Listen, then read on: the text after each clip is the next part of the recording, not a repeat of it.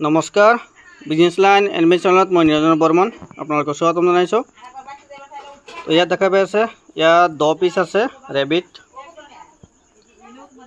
এইখিনি অহাকালি যাব গুৱাহাটীত ইনচব।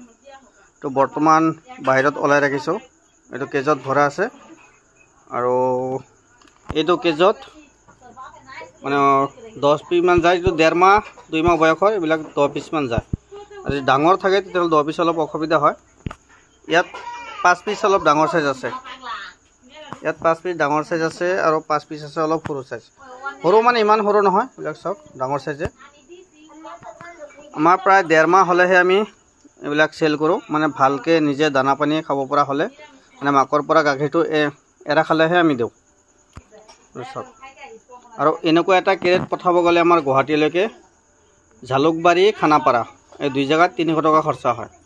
আৰু আমাৰ অল অসম ডেলিভাৰী দিয়াৰ সুবিধা আছে। যদি কোৱান্টিটি অলপ বেছিকৈ লয় বা আগতীয়াকৈ যদি বুকিং কৰি ৰাখে, মিনিমাম 20 পিস হ'লে অল অসম ডেলিভাৰী দিওঁ। আৰু 10 পিস 5 পিস এনেকুৱা হ'লে গুৱাহাটী, খানাপাৰা, সোণাপুৰ, খেত্ৰী, জাগিৰোড, মৰিগাঁও, ছয়গাঁও, বক, ধূপধাৰা, গোৱালপাৰা, ধুবুৰী, বৰপেটা, লক্ষীপুৰ, মানকাচৰ এইখিনি এৰিয়াতো দিব পৰা সুবিধা আছে।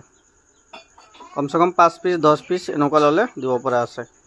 আৰু যদি কাৰোবাক হোলচেলত লাগে তেতিয়াহ'লে আগতীয়াকৈ যোগাযোগ কৰি ৰাখিব আৰু এডভান্স পে'মেণ্ট কৰি, আমি এডভান্স পে'মেণ্ট লোৱাৰ পিছতে মাল পঠাওঁ, নহ'লে আমি নিদিওঁ। কেছ অন ডেলিভাৰী সুবিধা নাই।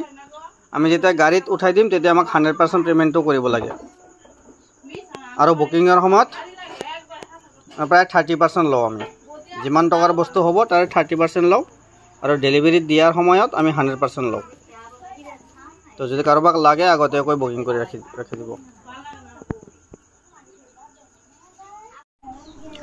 আৰু যদি কাৰোবাক দৈনিক কণী পৰা কুকুৰা চৰাই লাগে যোগাযোগ কৰিব পাৰে। এইখিনি হৈছে ৰোড আইলেণ্ড ৰেড RIR কুকুৰা চৰাই। এই কুকুৰা চৰাই দৈনিক কণী পাৰে। এইটো পালন কৰা সুবিধা আছে, যেনেকুৱা আমাৰ থলুৱা কুকুৰা চৰাই পালন কৰে সেইমতে, মানে চাৰিওফালে বাউণ্ডাৰী দি পালন কৰিব পাৰিব। বেমাৰ আজাৰ বহুত কম ইয়াৰ, মানে বাহিৰত এৰি দিও পালন কৰিব পাৰিব।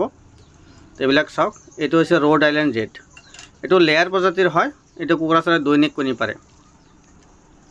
অল অসম ডেলিভাৰী দিয়াৰ সুবিধা আছে, যদি লাগে যোগাযোগ কৰিব পাৰে।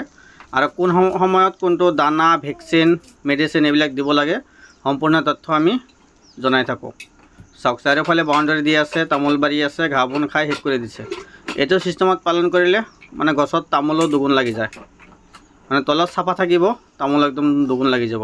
এইবিলাক চাওক, কিন্তু কলগছ থাকিলে অলপ অসুবিধা হয়। এই কলগছবিলাক খাই শেষ কৰি দিয়ে। কলগছ খাই শেষ কৰি দিছে আৰু তামোল বাৰী একদম চাফা হৈ আছে। কোনো ধৰণৰ জংঘলবিলাক চাফা কৰিব নালাগে, এই মুৰ্গীয়ে চাফা কৰি দিব। যদি কাৰোবাক লাগে যোগাযোগ কৰিব। ধন্যবাদ।